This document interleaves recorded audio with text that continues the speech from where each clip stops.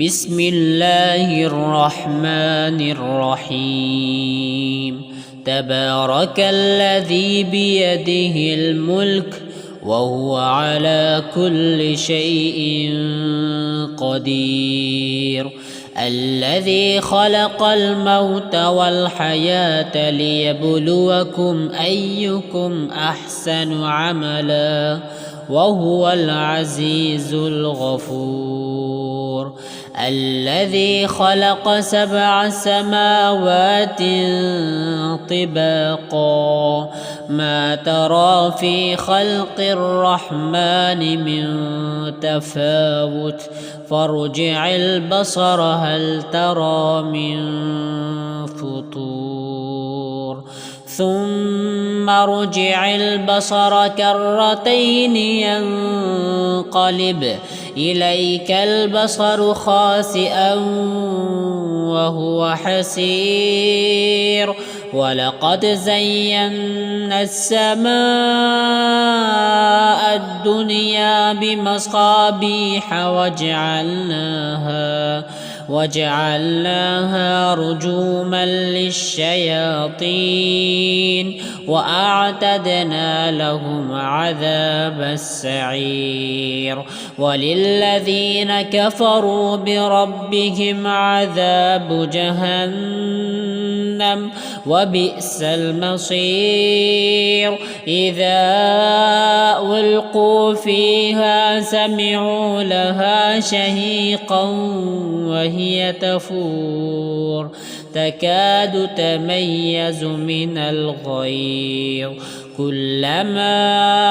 ألقي فيها فوج سألهم خزنتها ألم يأتكم نذير قالوا بلى قد جاءنا نذير فكذبنا وقلنا ما نزل الله من شيء إن أنتم إلا في ضلال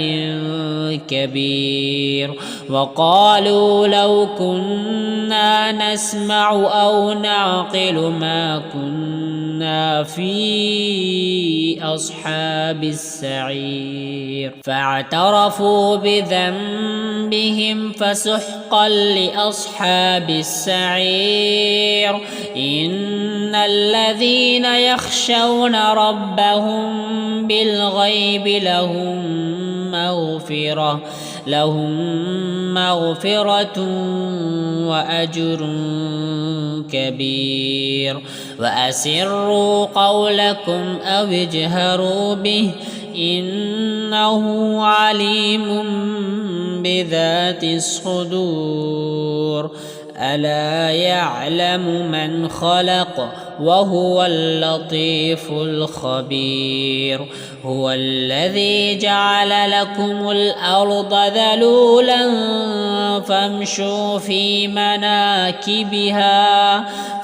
مناكبها وكلوا من رزقه وإليه النشور أأمنتم من في السماء أن يخسف بكم الأرض فإذا هي تمور أم أمنتم من في السماء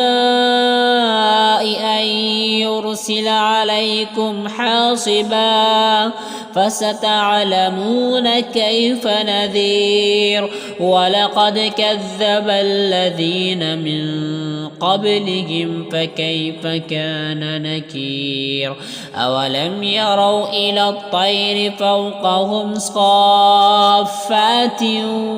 ويقبضن ما يمسكهن إلا الرحمن إنه بكل شيء بصير أمن هذا الذي هو جند لكم ينصركم من دون الرحمن إن الكافرون إلا في غرور. أمن هذا الذي يرزقكم إن أمسك رزقه بل لجوا في عتو ونفور أفمن يمشي مكبا على وجهه أهدى أمن يمشي سويا على صراط مستقيم قل هو الذي أنشأكم وجعل لكم السمع والأبصار والأفئدة قليلا ما تشكرون قل هو الذي ذرأكم في الأرض وإليه تحشرون ويقولون متى هذا الوعد إن كنتم صادقين قل إنما العلم عند الله وإنما أنا نذير مبين فلما رأوه زلفة سيئت وجوه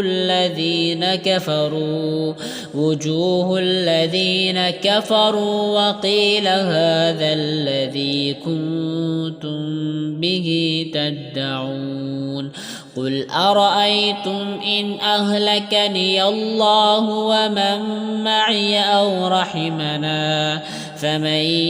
يجير الكافرين من عذاب أليم قل هو الرحمن آمنا به وعليه توكلنا فستعلمون من هو في ضلال مبين قل أرأيتم إن أصبح ماؤكم